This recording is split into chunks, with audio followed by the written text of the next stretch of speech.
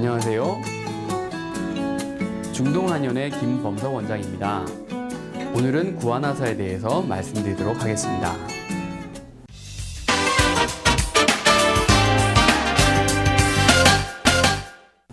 진료를 받으러 오시는 환자분들 중 몇몇 환자분들은 며칠 과로를 좀 했는데 혹은 찬바람을 좀 쐬었는데 얼굴이 뻑뻑한 느낌이 들더니 눈이 잘 안 감기고 입이 돌아갔어요 라고 호소하시는 분들이 계시죠. 갑자기 한쪽 얼굴이 마비되어 눈을 완전히 감을 수 없고 식사할 때 음식물을 흘리게 되면 혹시 중풍은 아닐까 하고 걱정을 하게 됩니다. 그러나 대개는 말초성 안면신경 마비로 인한 경우가 대부분으로 전통적인 한의학에서는 와사풍 혹은 구안화사라고 부릅니다.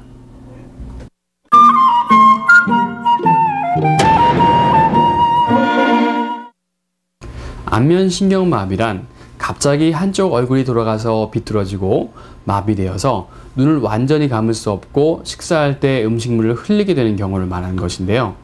안면신경마비는 성별이나 연령에 관계없이 발생하며 노인은 물론 어린이, 임산부에서도 발생하죠. 다시 말해서 안면근육마비로 한쪽 이마에 주름을 잡을 수 없고 한쪽 눈이 완전히 감기지 않으며 코를 찡긋하지 못하고 입을 옆으로 벌리지 못하게 되어 음식을 먹을 때 음식물을 흘리게 됩니다.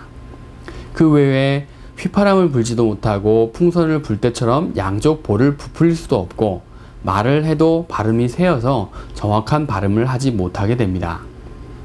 이와 같은 운동마비 외에도 귀 뒤쪽이 아프거나 눈물이 많이 나거나 혹은 눈물이 나지 않을 경우 청각이 과민해지거나 혀에서 미각을 느끼지 못하는 신경의 기능장애가 수반되는 경우가 있습니다. 흔히 노년층에서 많이 생기는 것으로 알고 있는 구안화사가 요즘 들어 젊은 층에도 늘고 있는 추세입니다. 최근에 사회여건과 더불어서 심한 스트레스와 과로에 시달려 구안화사가 증가한다고 볼 수 있죠. 구안화사는 중풍으로 인한 중추성 구안화사와 안면신경 손상으로 생기는 말초성 구안화사로 나눌 수가 있는데요.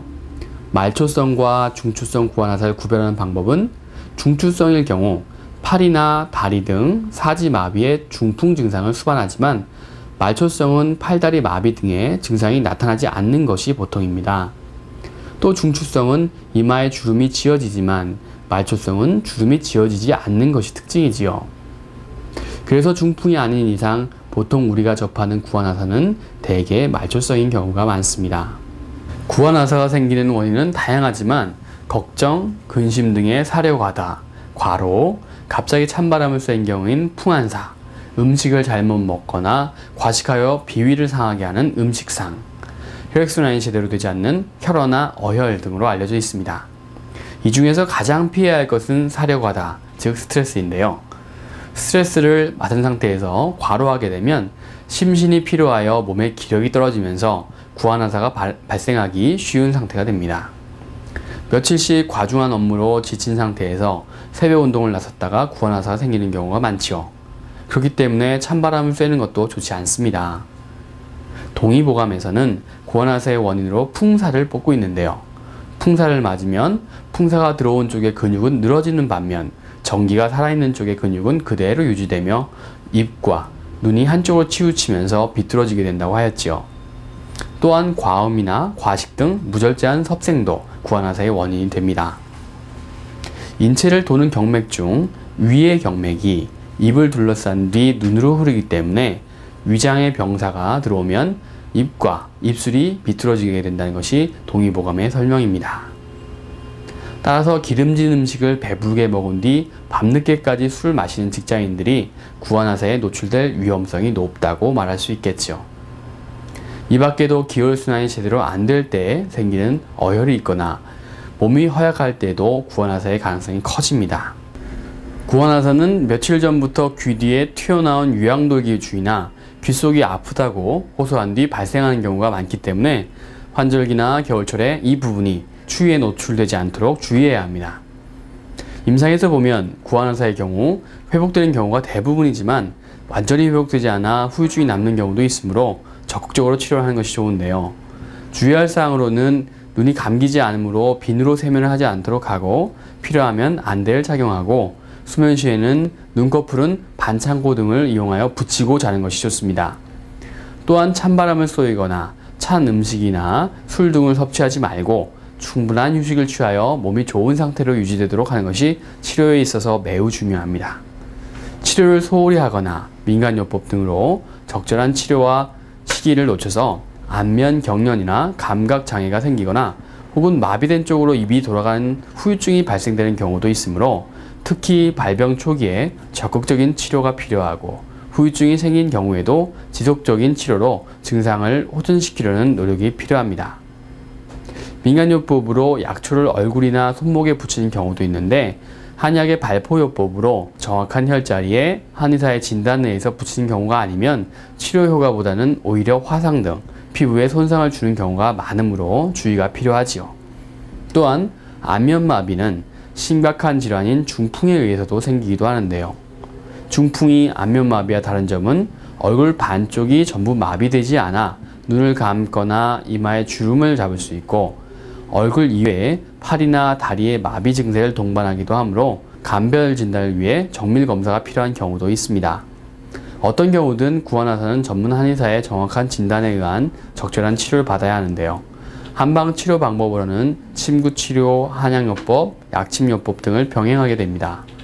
한약에서는 대개 구안의사와 같은 증상을 일으키는 원인으로 안면부에 흐르는 경락의 기혈이 풍이나 한 또는 풍열 등의 다양한 원인에 의해서 막혀서 발생한다고 보고 치료도 경락을 소통시켜서 마비를 회복시켜야 한다고 보고 있습니다.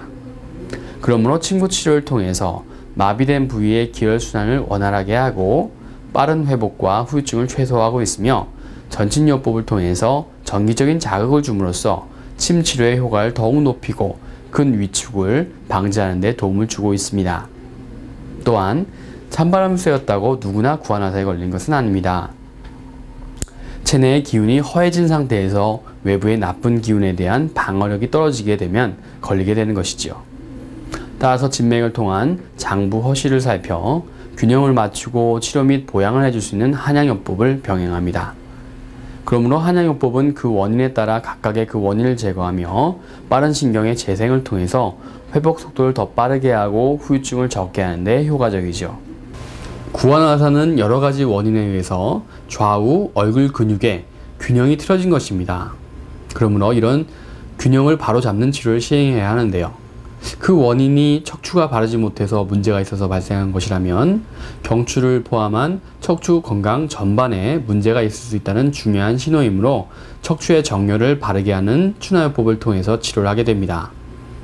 경추와 턱관절의 문제로 인해서 목 뒤에 신경에 문제가 생기게 된 경우 장부 경락의 치료와 더불어서 추나요법이 중요한 치료 방법이 됩니다. 근육 간의 균형이 깨짐으로써 특정한 근육의 긴장도가 높아지면 그 근육은 뼈를 한쪽 방향으로 더욱 강하게 잡아당깁니다. 이렇게 되면 경추와 턱관절에 문제가 생기면서 안면신경에 문제가 되는 것이죠. 근육은 근육대로 원래의 탄성과 균형을 회복해야 하고 동시에 틀어지거나 어긋난 뼈와 관절을 제자리로 돌리는 치료가 병행되어야 합니다. 그렇기 때문에 한약요법과 추나요법을 함께 사용함으로써 바로잡는 것이죠. 이러한 추나요법으로 장기간에 구안의사 후유증으로 고생하시던 환자분들이 나아지는 경우도 흔히 있습니다. 얼굴이 틀어졌다고 국소 부분만을 치료하는데 그치지 않고 전체적인 균형을 중시하는 한약의 큰 장점이라고 할 수 있겠습니다. 양방에서는 구안의사에 대해서 주로 염증 소견 시 스테로이드를 강하게 일주일에서 보름 정도 처방하여서 아직 얼굴에 틀어짐이 그대로 있는데도 불구하고 퇴원하거나 또는 약을 중단하여서 환자들을 당혹스럽게 하고 있습니다. 한방에서는 구안의사의 원인을 단순히 염증의 원인을 찾으려 하지 않고 근본 원인을 면역기능의 저항 능력 저하로 보아 이러한 능력 저하의 상태에서 외부의 침습을 그 원인으로 하고 있으므로 면역기능을 증강시키고 외부에 침습받아서 흐트러진 얼굴의 경락을 바로잡아서 경락의 지배를 받는 근육이 정상 회복하도록 하고 있습니다.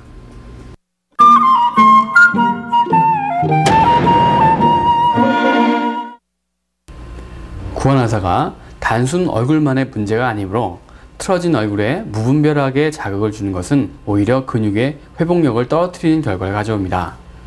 한의학은 국소적인 병이 있는 곳만을 바라보는 것이 아니고 인체 전부를 바라보고 전체의 중심을 바로잡아주는 치료를 시행하는 것으로 스테로이드 치료나 민간요법 등으로 시간을 지체하지 마시고 한의원에 내원해서 한의사에게 정확한 진찰과 치료를 받아보시는 것이 좋습니다. 감사합니다.